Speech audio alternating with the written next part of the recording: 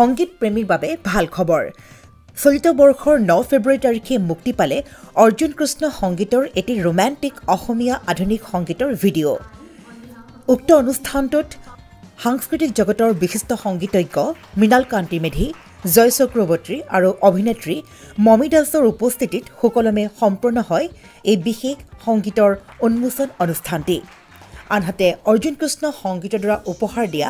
এই বিশেষ গীতটিত কণ্ঠদান কৰিছে অৰ্জুন কৃষ্ণই গীতৰ কথা কমল ৰাজ সুৰ বিশ্বজিৎ অনুৰাগৰ গীত অনামিকা টুমুলাইৰ লগতে সংগীত কৰিছে মনিক দাসে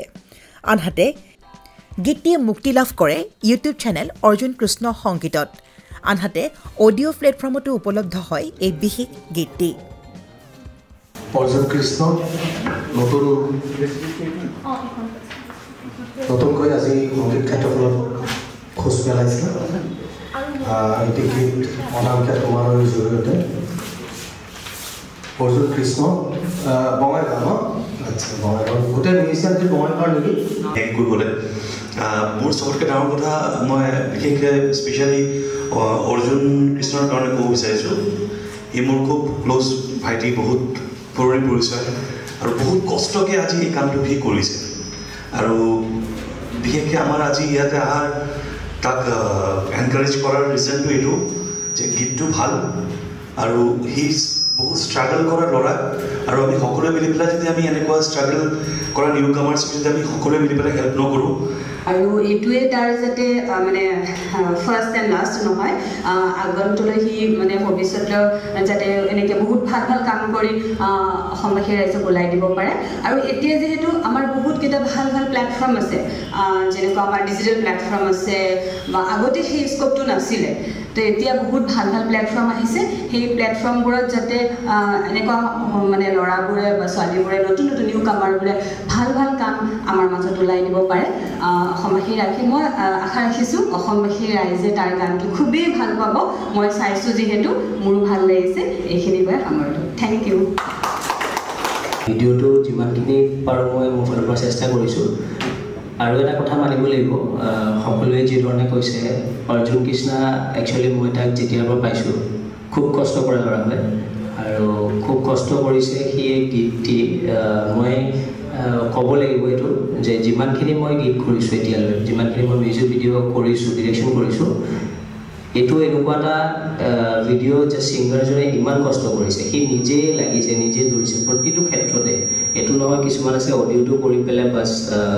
ভিডিঅ' দায়িত্ব দি দিলে কাম ইমানতে সমাপ্ত অৰ্জুন এনেকুৱা নহয় প্ৰত্যেকটো দিশ সি চাইছে খুদটো আগবঢ়োৱাৰ কাৰণে মই অনামিকা টুমুলাইৰ বিষয়ে অলপখিনি ক'ব পাৰোঁ অনামিকা গানটো আজি 4 বছৰ ধৰি মই চেষ্টা কৰিছিলোঁ 4 বছৰৰ আগতে মই চেষ্টা কৰিছিলোঁ তাৰপাছত কোভিড আহি গ'ল অহাৰ পাছত ব্ৰেক লাগি গ'ল তাৰপাছত মাজে মোৰ বন্ধু কমল ৰাজ বিশ্বজিৎ ওজা ক'ল কি গানটো নকৰিবি নেকি বহুত উৎসাহ দি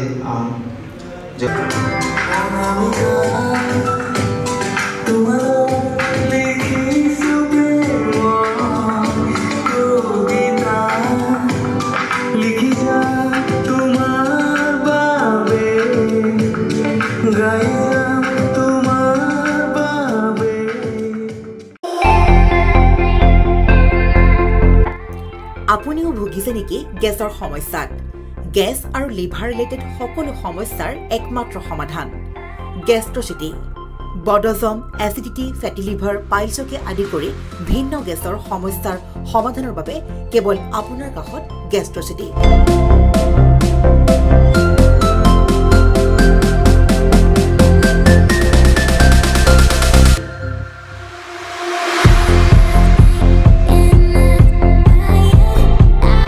ভিজিট কৰক গেষ্ট্ৰচিটি গুৱাহাটী হাতীগাঁও চাৰিআলি যোগাযোগ নম্বৰ 7577999909